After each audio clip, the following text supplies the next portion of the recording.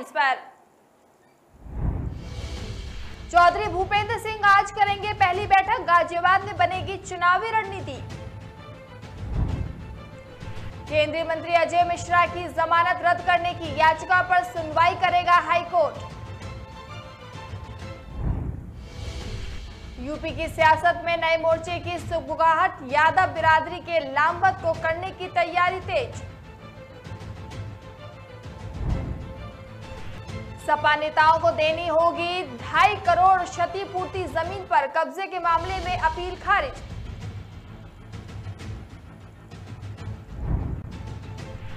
नगर निगम नहीं बदल सकता ताजमहल का नाम, जानकारों ने बीजेपी पार्षद के प्रस्ताव को बताया फिजूल। भाजपा के प्रदेश अध्यक्ष बनने के बाद चौधरी भूपेंद्र सिंह अपनी पहली बैठक का आगाज पश्चिम से करेंगे। गुरुवार को प्रदेश अध्यक्ष और प्रदेश महामंत्री संगठन धर्मपाल सिंह गाजियाबाद में भाजपा के अभियानों की समीक्षा बैठक करेंगे। आगामी कार्यक्रम की रणनीति बनाई जाएगी। 2024 के लोकसभा चुनाव को लेकर भाजपा तैयारी शुरू कर चुकी है। इसको लेकर भाजपा ने तमाम अभियान शुरू कर दिए हैं।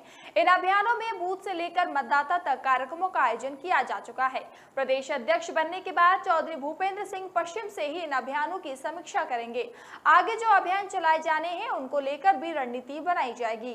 गाजियाबाद के वैशाली सेक्टर 4 स्थित द अनर्ज होटल एंड कन्वेंशन में आयोजित बैठक में पश्चिम के क्षेत्रीय अध्यक्ष मोहित बेनीवाल समेत समस्त कार्यकारिणी के सदस्य और जिला अध्यक्ष मौजूद रहेंगे। भूपेंद्र सिंह ने गाजियाबाद में पहली समीक्षा बैठक को बुलाकर ये संकेत दे दिया है कि पश्चिम से ही अगले अभियानों की शुरुआत होगी। इस बैठक में उनके साथ प्रदेश महामंत्री संगठन धर्मपाल सिंह भी होंगे। भूपेंद्र सिंह के साथ ही धर्मपाल सिंह को भी पश्चिम के संगठन की पूरी जानकारी है।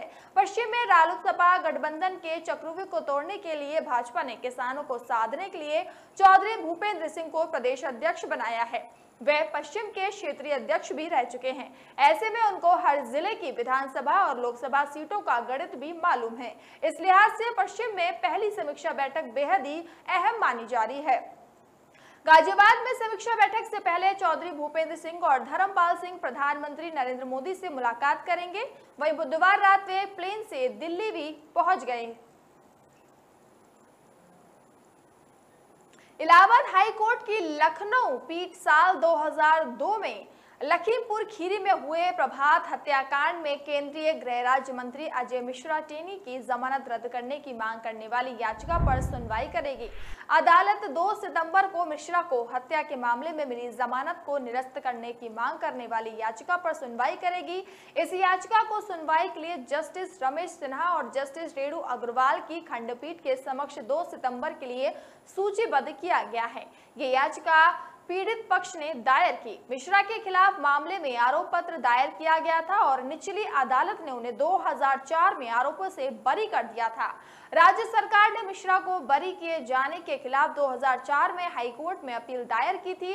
इससे सुनवाई के लिए स्वीकार कर लिया गया था और मिश्रा को ये सुनिश्चित करने के लिए जमानती बांड देने का कहा गया था कि वे अपील पर सुनवाई के दौरान उपलब्ध रहेंगे। याचिका में कहा गया कि मिश्रा को दोष मुक्ति के खिलाफ दाखिल राज्य सरकार की अपील पर सुनवाई में उनकी ओर से सहयोग नहीं किया जा रहा, लिहाजा उनके बॉन्ड को निरस्त किया जाए और अपील पर सुनवाई पूरी होने तक उन्हें हिरासत में रखा जाए।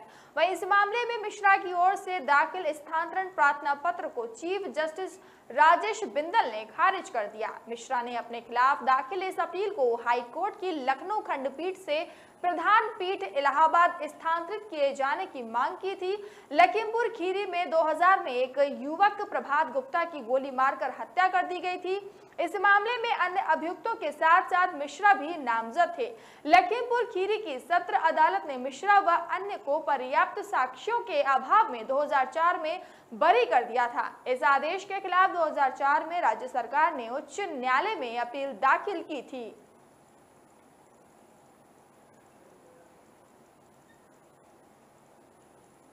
प्रदेश की सियासत में नए मोर्चे की सुगबुगाहट शुरू हो गई है। इसका नेतृत्व करेंगे प्रसपा संस्थापक शिवपाल सिंह यादव और पूर्व सांसद डीपी यादव। दोनों नेता पहले यादव बिरादरी को लामबंद करेंगे। इनकी निगाह सपा और भाजपा से अलग थलग पड़े नेताओं पर है। नाम होगा सामाजिक एकजुटता का और काम होगा सियासी ताकत बढ़ाना।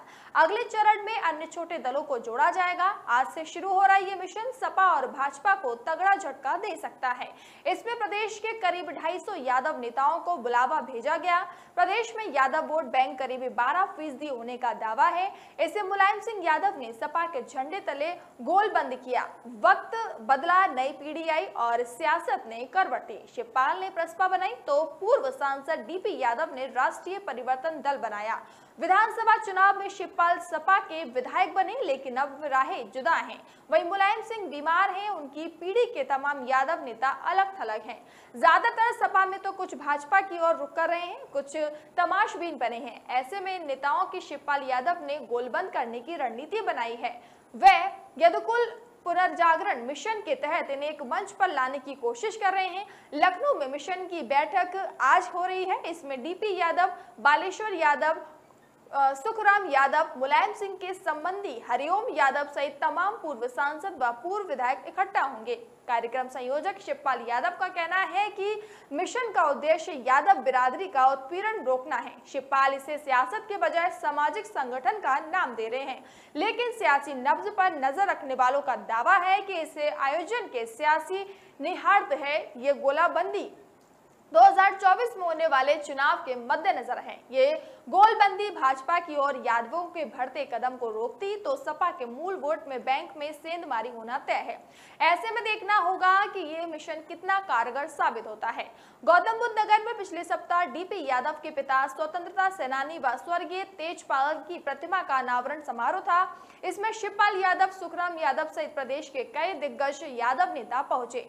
सूत्र बताते हैं कि यहाँ यादवों के साथ हुई विभिन्न घटनाओं पर चर्चा हुई। इसके बाद यदुकुल पुनर्जागरण मिशन की पृष्ठभूमि तैयार हुई। सपा के टिकट पर शिवपाल सहित यादव बिरादरी के 23 विधायक सदन में पहुंचे हैं। 2 एमएलसी के अलावा मुलायम सिंह यादव सांसद तो रामगोपाल राज्यसभा सदस्य हैं। भाजपा में यादव बिरादरी के 2 विधायक, 2 एमएलसी, 2 राज्यसभा सदस्य और 1 लोकसभा सदस्य है। बसपा का भी 1 सांसद यादव है।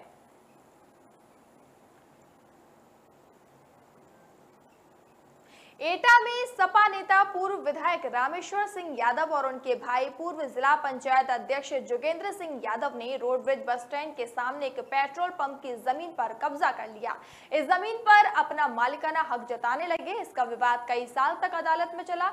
पेट्रोलियम कंपनी के पक्ष में आए सिविल जज के आदेश के खिलाफ सपा नेताओं की अपील जिला न्यायालय में उनकी अपील खारिज कर दी गई। पेट्रोलियम कंपनी की करीब 2 करोड़ 20 लाख रुपए की मुआवजे की क्षतिपूर्ति मांग को स्वीकृत किया गया है। भारत पेट्रोलियम कॉर्पोरेशन लिमिटेड के एक अधिकारी ने सिविल जज न्यायालय में वाद दायर किया था। बताया गया कि रोडवेज बस स्टैंड के सामने शंकरलाल ने अपनी जमीन का पट्टा 1992 में 30 साल के लिए कंपनी को दिया था।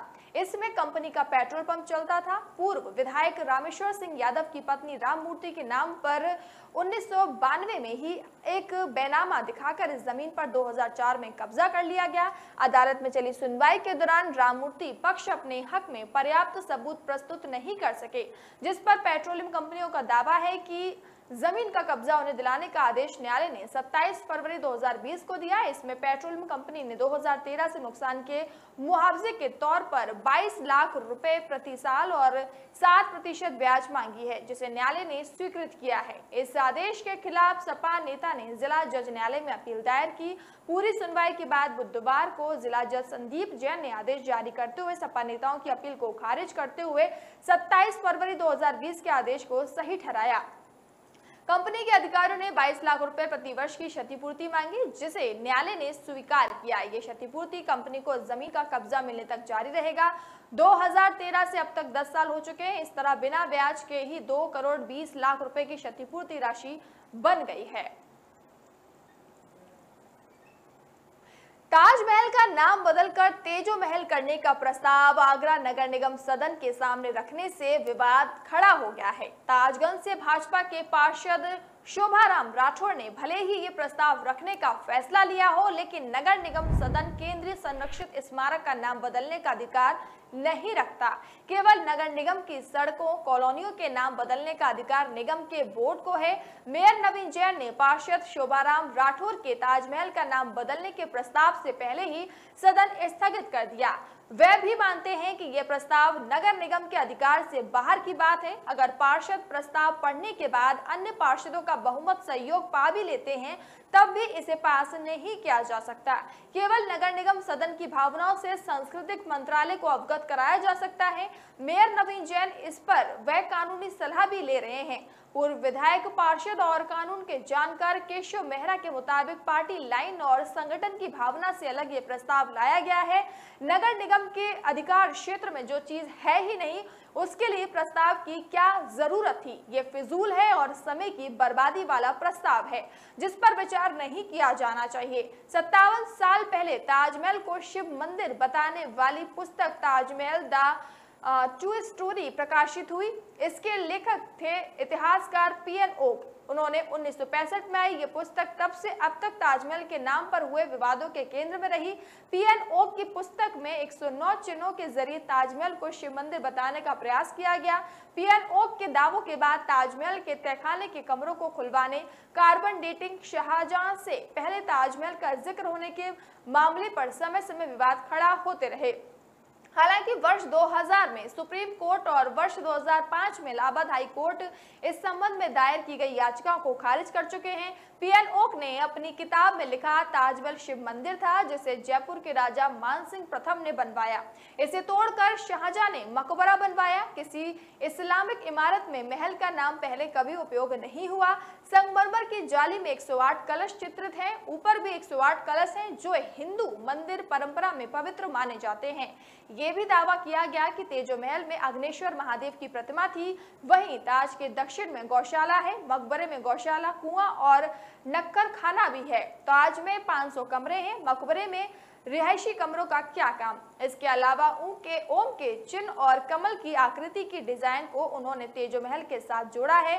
पहले भी अपनी जिम्मेदारी निभाई और टूरिज्म गिल्ड के उपाध्यक्ष राजीव सक्सेना ने कहा कि जिस इमारत को दुनिया का 7वां अजूबा कहा गया, सुप्रीम कोर्ट, यूनेस्को जिसकी देखरेख करते हैं, उसके बारे में राजनीतिक प्रस्ताव शर्मनाक है। इससे भारत की छवि को धक्का लगता है। और होटल एसोसिएशन के अध्यक्ष राकेश चौहान ने कहा कि ताजमहल दुनिया के हर उस व्यक्ति का है जो धरोहर को प्यार करता है।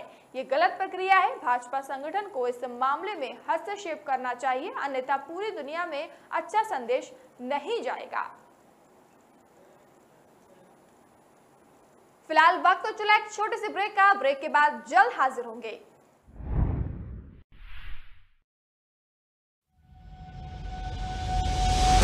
लहरों से डरकर नौका पार नहीं होती, कोशिश करने वालों की कभी हार नहीं होती। नन्ही चींटी जब दाना लेकर चलती है, चढ़ती दीवारों पर 100 बार फिसलती है। मन का विश्वास रगों में साहस भरता है। चढ़कर गिरना, गिरकर चढ़ना न अखरता है। आखिर उसकी मेहनत बेकार नहीं होती। कोशिश करने वालों की कभी हार नहीं होती। डुबकी या सिंधु में गोताखोर लगाता, जा जाकर खाली हाथ लौट कर आता। मिलते नहीं सहज ही मोती गहरे पानी में, बढ़ता 2 गुना उत्साह इसी हैरानी में। मुट्ठी उसकी खाली हर बार नहीं होती। कोशिश करने वालों की कभी हार नहीं होती। असफलता एक चुनौती है, इसे स्वीकार करो। क्या कमी रह गई देखो और सुधार करो। जब तक न सफल हो नींद चैन को त्यागो तो, संघर्ष का मैदान छोड़कर मत भागो तो। कुछ किए बिना ही जय जयकार नहीं होती। कोशिश करने वालों की कभी हार नहीं होती। कुछ नया करो।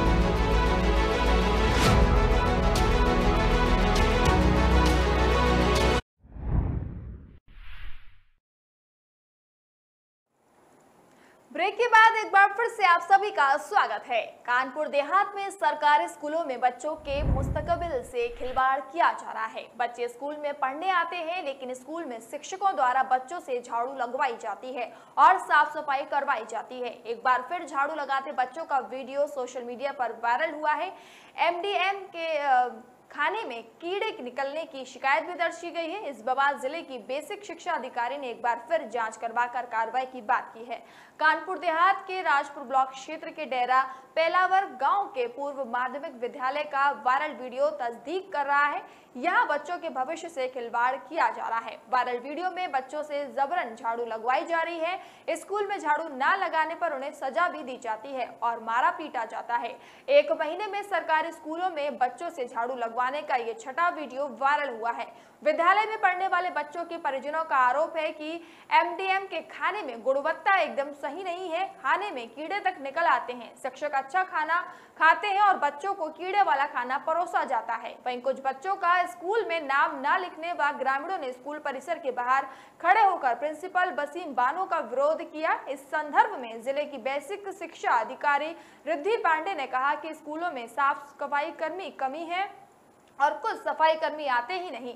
अगर बच्चों से शिक्षकों द्वारा जोर आजमाइश कर झाड़ू लगवाई जा रही है तो बिल्कुल गलत है। उन्होंने मामले की जांच BO को दी है और साथ ही एक बार फिर आश्वासन दिया कि जांच में दोषी पाए जाने पर कार्रवाई की जाएगी। उन्होंने कहा कि ये बच्चों का सरकारी स्कूल में झाड़ू लगाने का कोई पहला मामला नहीं था। सरकार गरीब बच्चों को शिक्षित करने के लिए तमाम योजनाएं ला रही है, लेकिन शिक्षकों की गलत कार्यशैली की वजह से सरकारी योजनाएं दम तोड़ रही हैं।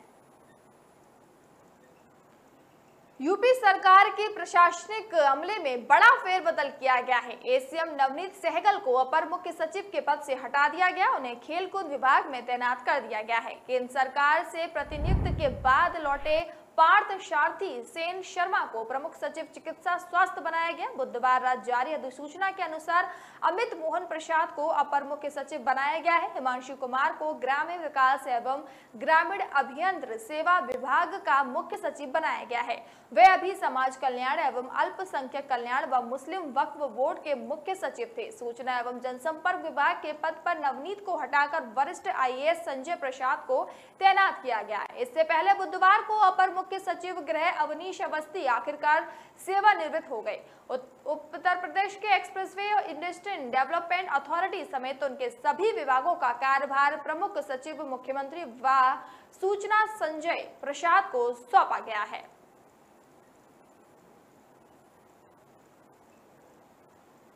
उत्तर प्रदेश में गुरुवार को 16 भारतीय प्रशासनिक सेवक यानी IAS अधिकारियों का तबादला किया गया। इसमें स्वास्थ्य विभाग में तबादलों पर उठे सवाल के बाद ACS अमित मोहन प्रसाद हटाए गए। अब वे लघु उद्योग हथरखाव विभाग संभालेंगे। स्वास्थ्य विभाग में हुए तबादलों को लेकर खुद स्वास्थ्य मंत्री ब्रजेश पाठक ने सवाल खड़े किए थे। पत्र लिखकर कहा था कि बिना उनकी जानकारी के तबादले किए गए। अमित मोहन प्रसाद ने इस पत्र के जवाब में कहा था कि सभी पात्रावलियों के विभागीय मंत्री के साइन के बाद ही तबादले किए गए थे। बाद में मुख्यमंत्री योगी आदित्यनाथ ने इस पूरे मामले की जांच के लिए मुख्य सचिव की अध्यक्षता में कमेटी बनाई थी। कमेटी की रिपोर्ट मिलने के बाद कई कर्मचारियों को निलंबित भी किया गया। वहीं सूचना विभाग के अपर मुख्य सचिव नवनीत सहगल का कद घटाते हुए सहगल का तबादला खेलकूद विभाग में हुआ। इसके साथ ही अपर मुख्य सचिव आराधना शुक्ला के कार्यालय में यूपी बोर्ड का पेपर लीक होने के बाद उन्हें आयुष विभाग भेजा गया। वहीं प्रतिरक्षा रहे पार्थ सारथी सेन शर्मा प्रमुख सचिव चिकित्सा स्वास्थ्य एवं परिवार कल्याण बनाए गए। इसके अलावा हिमांशु कुमार को ग्राम्य विकास एवं ग्रामीण अभियंत्रण सेवा, डॉक्टर हरिओम को समाज कल्याण विभाग के प्रमुख सचिव, मोनिका गर्ग को अल्पसंख्यक कल्याण एवं मुस्लिम वक्फ विभाग का अपर मुख्य सचिव बनाया गया। वहीं महेश कुमार गुप्ता को ऊर्जा एवं अतिरिक्त ऊर्जा स्रोत विभाग का अपर मुख्य सचिव, कल्पना अवस्थी को उत्तर प्रदेश के राज्यपाल का प्रमुख सचिव नियुक्त किया गया है। मुकेश कुमार मेघश्राम को धर्मार्थ कार्य विभाग का अतिरिक्त प्रभार सौंपा गया है। इसके साथ ही अरविंद कुमार को यूपीडा और उपशा के CO के पद का प्रभार दिया गया है। वे फिलहाल अव्यवस्था एवं औद्योगिक विकास आयुक्त, अपर मुख्य सचिव अवस्थापना एवं औद्योगिक विकास, IT एवं इलेक्ट्रॉनिक तथा NRI विभाग और पिकअप के अध्यक्ष हैं। वहीं राजेश कुमार सिंह प्रथम को प्रमुख सचिव कारागार प्रशासन एवं सुधार सेवाएं उत्तर प्रदेश शासन तथा महानिदेशक कारागार की जिम्मेदारी सौंपी गई है। दूसरी ओर सुधीर महादेव बोबट को उच्च शिक्षा विभाग का प्रमुख सचिव नियुक्त किया गया है। संजय प्रसाद को प्रमुख सचिव CM प्रोटोकॉल, सूचना एवं जनसंपर्क, गृह गोपन, वीजा, पासपोर्ट तथा सतर्कता विभाग दिया गया है। इसके अलावा दीपक कुमार को वर्तमान जिम्मेदारी के साथ प्रमुख सचिव माध्यमिक शिक्षा विभाग का अतिरिक्त प्रभार की जिम्मेदारी दी गई है।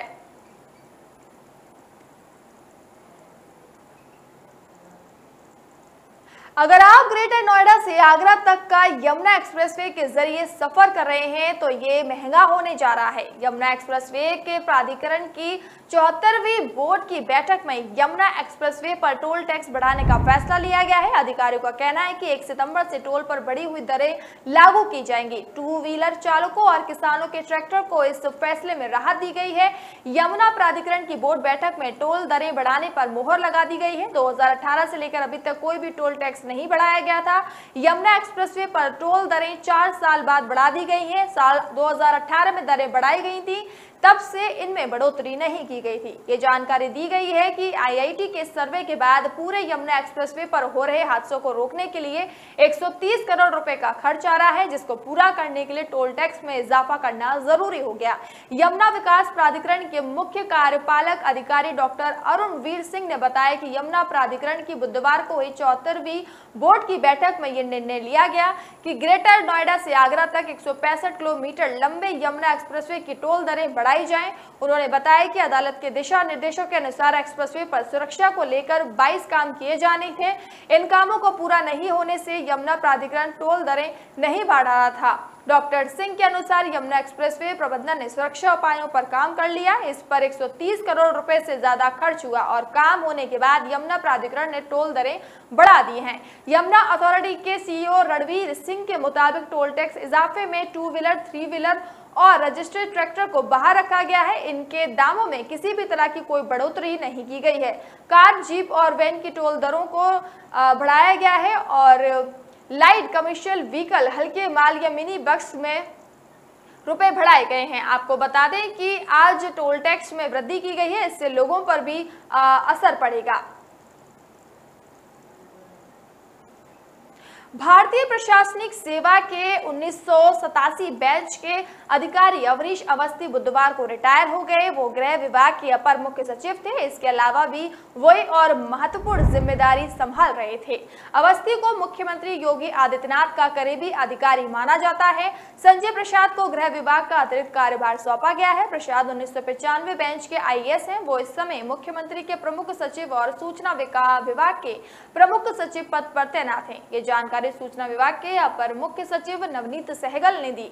अवनीश कुमार अवस्थी उत्तर प्रदेश के उन अधिकारियों में शामिल थे जिन्होंने मुख्यमंत्री योगी आदित्यनाथ के सबसे करीबी माने जाते हैं। उनकी अहमियत का अंदाजा इस बात से लगाया जा सकता है कि 2017 में जब योगी आदित्यनाथ मुख्यमंत्री बने तो केंद्र में प्रतिनियुक्ति पर गए अवनीश अवस्थी को वापस बुला लिया गया। उन्हें सूचना विभाग के अपर मुख्य सचिव एसीएस के साथ पर्यटन विभाग एवं Uttar Pradesh expressway industrial development authority, Uttar Pradesh state highway authority जैसे प्रमुख संस्थाओं की जिम्मेदारी सौंपी गई।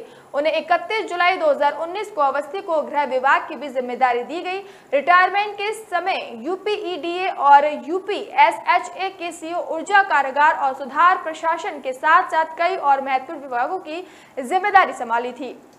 गृह विभाग का अपर मुख्य सचिव रहते हुए अवनीश अवस्थी ने सरकार की मंशा के अनुरूप सीए और एनआरसी के खिलाफ विरोध प्रदर्शन करने वालों पर कार्रवाई की, माफियाओं के खिलाफ बुलडोजर अभियान चलवाया, धर्मस्थलों पर लाउडस्पीकर उतरवाए। उत्तर प्रदेश में एक्सप्रेस वे का जाल बिछाने में अवनीश अवस्थी का महत्वपूर्ण योगदान रहा है। फिलहाल वक्त तो चला एक छोटे से ब्रेक का। ब्रेक के बाद जल्द हाजिर होंगे। बोल धरती जयकारा, गगन है सारा गूंजा रे।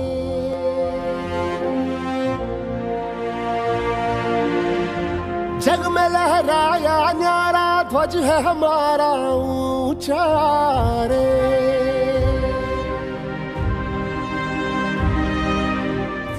हम वो योद्धा वो निडर, हम जो भी दिशा में जाए, सारे पथ चरण छुए और पर्वत शीस नवाए।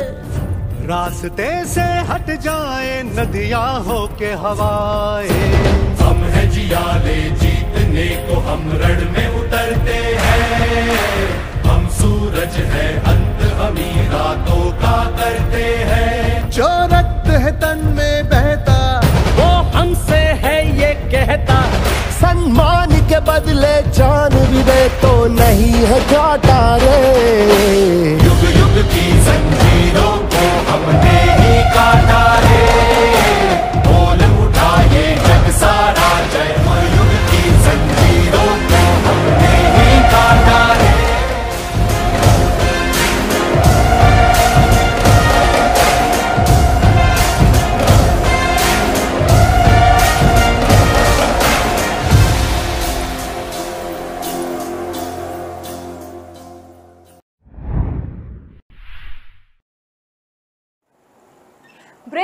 एक बार फिर से आप सभी का स्वागत है। संगम नगरी प्रयागराज में बाढ़ ग्रस्त इलाके दारागंज में नाव पर बैठकर मौज मस्ती करने का वीडियो वायरल हो रहा है। इस वीडियो में कुछ युवक गंगा नदी में नाव में बैठकर चिकन और हुक्का पीते नजर आ रहे हैं। इस मामले को प्रयागराज पुलिस ने संज्ञान लिया। एसएसपी शैलेश कुमार पांडे ने कहा कि वायरल वीडियो में जो भी लोग नाव पर बैठकर मस्ती करते दिखाई दे रहे हैं उनकी पहचान की जा रही है, उनके खिलाफ कार्रवाई की जाएगी। दरअसल हाल ही में गंगा नदी में आई बाढ़ के दौरान कुछ युवकों के एक वीडियो सोशल मीडिया पर जमकर वायरल हुआ था, जिसमें ये युवक नाव में बैठे हुए मौज मस्ती करते हुए नजर आ रहे थे। इन युवकों ने नाव को हुक्का पार्लर बना रखा था और एक एक कर हुक्का पीते हुए धुआं उड़ा रहे थे। वहीं नाव के एक हिस्से में ये युवक चिकन बनाते दिखाई दिए। ये वीडियो दारागंज इलाके के नागवाई सुकी का है। इस वीडियो के सामने आने के बाद पुलिस ने इस मामले को संज्ञान लिया और जांच पड़ताल में जुट गई है। एसएसपी के मुताबिक इन युवकों की पहचान करने की कोशिश की जा रही है। स्थानीय पुलिस को वीडियो के आधार पर आरोपी की पहचान करने को कहा गया है। पहचान होते ही सभी आरोपियों की गिरफ्तारी भी की जाएगी और कड़ी कार्रवाई की जाएगी। आपको बता दें कि संगम नगरी इन दिनों बाढ़ की जबरदस्त तबाही से जूझ रही है। ये गंगा और यमुना दोनों नदियों के खतरे के निशान से 1 मीटर ऊपर बह रही है। कई इलाके बाढ़ की चपेट में भी है। प्रशासन नदियों में नाव के चलने पर पाबंदी लगा रखी है। इस बीच बाढ़ ग्रस्त इलाके में दारागंज का ये वीडियो सामने आया है, जो कि सोशल मीडिया पर जमकर वायरल हो रहा है। बस्ती जिले में एक हैरान कर देने वाला मामला सामने आया है। प्राथमिक विद्यालय बारपारा में नौनिहाल के भविष्य के साथ खिलवाड़ किया जा रहा है। समय से विद्यालय पर शिक्षकों ने न पहुंचने पर ताला लटका रहता है। विद्यार्थी बाहर ही खेलते रहते हैं। इसकी शिकायत गांव के प्रधान शमीम ने खंड शिक्षा अधिकारी से की, लेकिन कोई कार्रवाई नहीं हुई। हालांकि बीएसए ने कहा कि जांच कराकर कार्रवाई की जाएगी। शासन के निर्देश पर प्राथमिक विद्यालयों के खुलने का समय सुबह 8 बजे तय है, लेकिन प्राथमिक विद्यालय बावरपारा में तैनात शिक्षकों के समय का कोई ठिकाना ही नहीं है। विद्यालय में प्रधानाध्यापक, 2 सहायक शिक्षक व 1 शिक्षा मित्र तैनात है। प्रधानाध्यापक उमाशंकर त्रिपाठी ने बताया कि प्रधान का बेबुनियाद है। विद्यालय में 4 दीवारी का निर्माण चल रहा है। जमीन को लेकर कुछ विवाद है, इसी को लेकर आरोप लगाए जा रहे हैं। बीएसए डॉक्टर इंद्रजीत कुमार प्रजापति ने बताया कि मामला संज्ञान में आया है। पूरे मामले की जांच कराई जा रही है। दोषी पर कार्रवाई की जाएगी।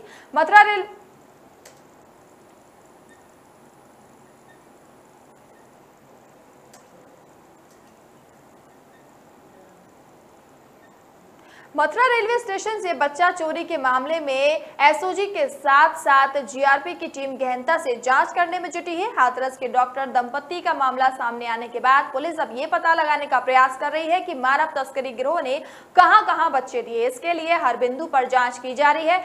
यदि 1 वर्ष पहले भी किसी का बच्चा लिया है तो उसकी पड़ताल की जा रही है। उधर जीआरपी ने कई जिलों में दबिश देकर संदिग्धों को उठाकर पूछताछ की है। रेलवे स्टेशन से बच्चा चोरी होने की घटना के बाद जीआरपी और एसओजी मथुरा की टीम ने बच्चा चोरी गैंग का खुलासा किया।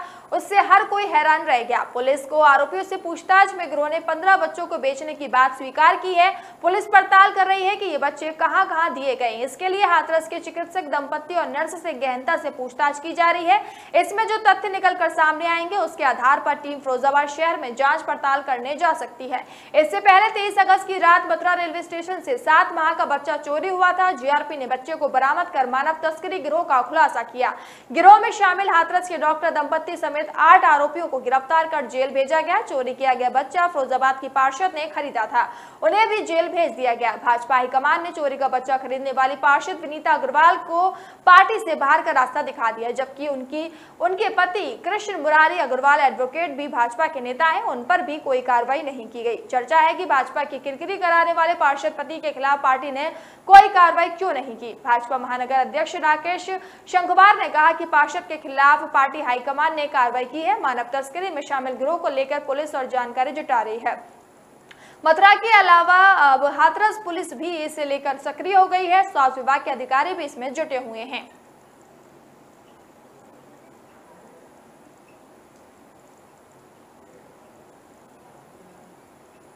परिषद के रजिस्ट्रार जगमोहन सिंह के मुताबिक शासन ने कर्मचारियों के खिलाफ बात की थी। संस्तुति सहित आवेदन को 2 माह के भीतर रजिस्ट्रार मदरसा बोर्ड को प्रस्ताव भेजना होगा। रजिस्ट्रार 1 माह के भीतर परीक्षण कर इस निर्णय लेगा। इसके अलावा अगर कहीं प्रबंध समिति विवादित है तो वहां मृतक आश्रिता की नियुक्ति के आदेश जिला अल्पसंख्यक कल्याण अधिकारी व प्रधानाचार्य के माध्यम से जारी हो सकेंगे। इससे सीमित विवाद की स्थिति में रोका नहीं जाएगा। वहीं अनुदानित मदरसों में कार्यरत शिक्षिकाओं व अन्य महिला कर्मचारियों के लिए भी अच्छी खबर है। अब अन्य विभागों की तरह उन्हें ही अब 6 महीने का मातृत्व अवकाश मिलेगा। इसके अलावा बाल देखभाल के लिए 2 साल की छुट्टी भी मिल सकेगी। शासन ने संबंधित आदेश जारी कर दिए हैं। प्रदेश में अब गैर सरकारी मान्यता वाले मदरसों का सर्वे होगा।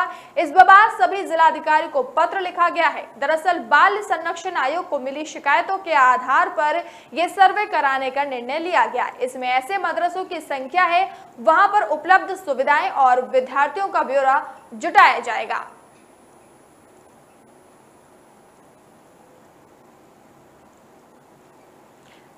फिलहाल इस बुलेटिन में इतना ही। अब मुझे दीजिए इजाजत। नमस्कार।